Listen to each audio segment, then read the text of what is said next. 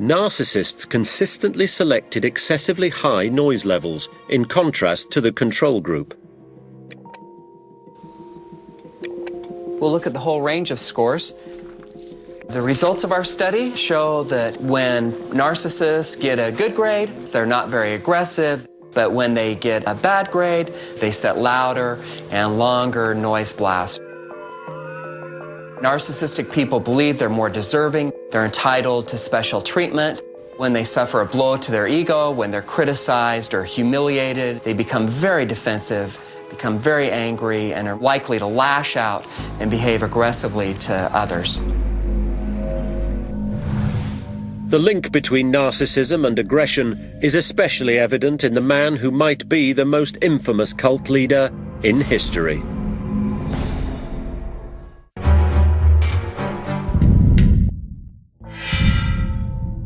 Los Angeles, August 1969.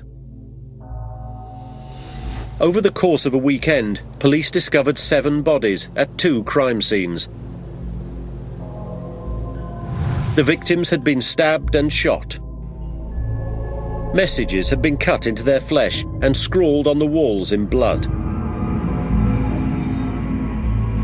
They were wealthy socialites and included film actress Sharon Tate, who was 8 months pregnant with director husband Roman Polanski's child. 3 months after the gruesome killings, investigators linked the murders to several young hippies living on an old film location, a ranch north of LA. One of the suspects admitted that the impetus had come from their leader, a self-proclaimed messiah named Charles Manson.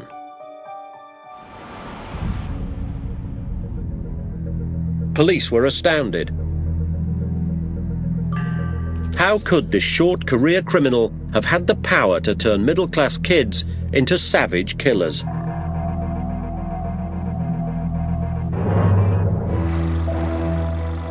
Charles Manson is the perfect prototype of a brutal cult leader.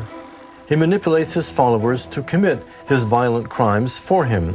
When ordering members of his cults to kill, he asserts his power and his control, satisfying his megalomania.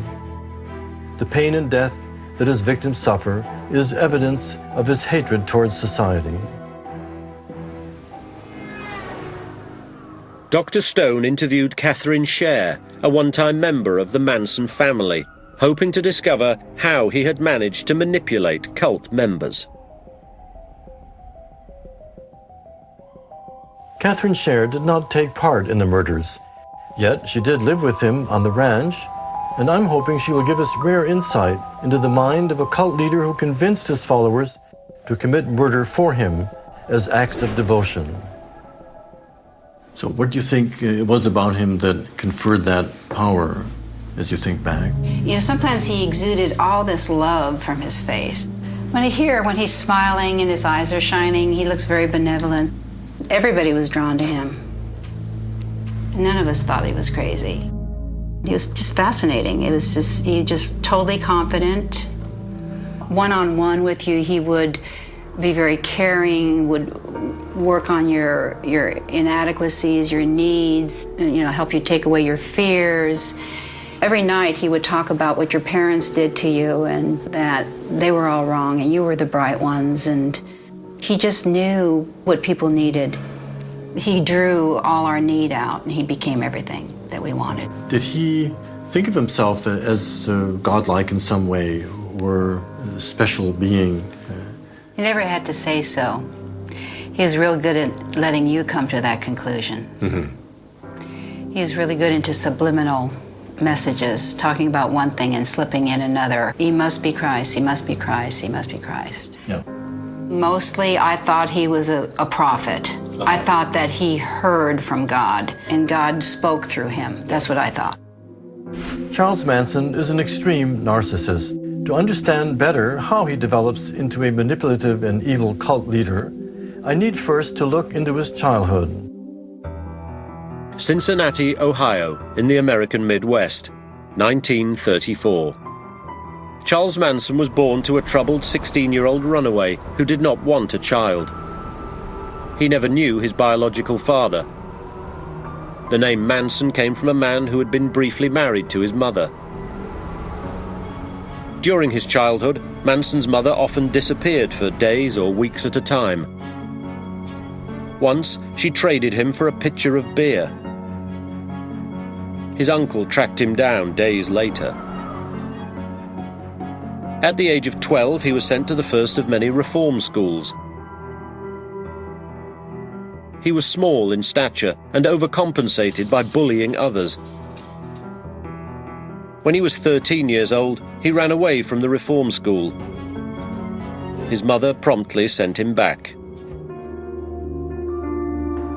This is a defining moment of abandonment for the young Manson. He is a nonentity, discarded by both family and society. Manson continued escaping from reform schools and began committing increasingly violent crimes. Car theft, armed robbery, rape.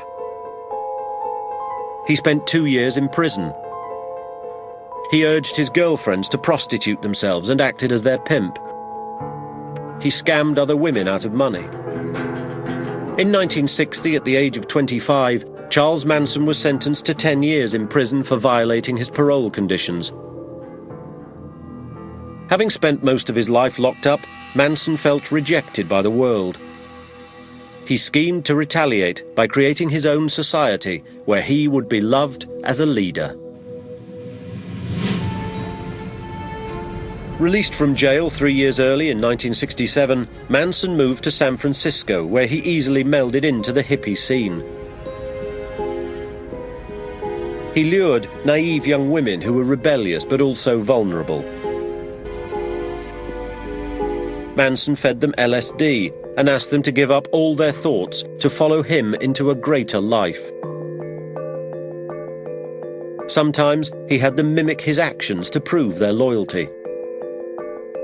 One such follower was Catherine Scher. You know, I just wanted to be loved so badly that I just became whatever any man that would pay some attention to me wanted me to be.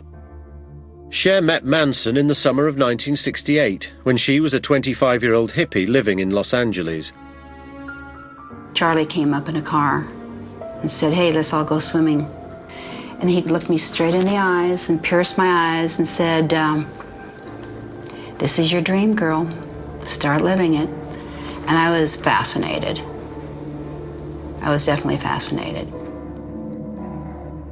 That same year, a group of men and women accompanied Manson to an abandoned film set outside Los Angeles. Catherine Scher was one of them. When you isolate someone or a group of people, there's no newspapers, there's no television, there's no parents, there's no family. You have to, burn all bridges.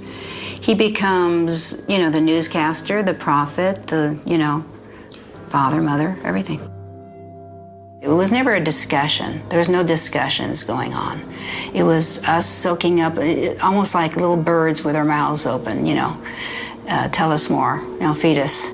He'd talk about what's going to happen in the future and things that are going to happen and prophetic things. Manson preached that Armageddon was coming and that his followers must be loyal to him or they would not survive. They believed him. He was not teaching that we're going to go and kill people. He was teaching survival. It's a blueprint for every cult that's ever been. Your leader is the only one that has the in with God and knows what's going to go on, and if you don't follow, then you're not going to survive it. But was there a period of time when your tendency to think was expunged? He would, first of all, put you down in front of everybody for thinking. He'd say, thinking is stinking. But he was just stealing everyone's soul to the point where they couldn't even form a thought. When mind control didn't work, Manson used the threat of violence. Catherine, known in the family as Gypsy, was called to meet with Manson and another follower, who was called Clem. And he looked at Clem and says, Clem, would you do anything for me? And Clem said, sure, you know I would. So this is what I want you to do.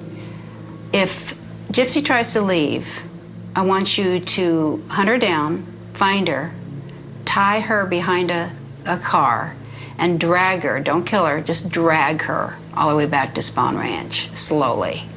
Would you do that for me, brother?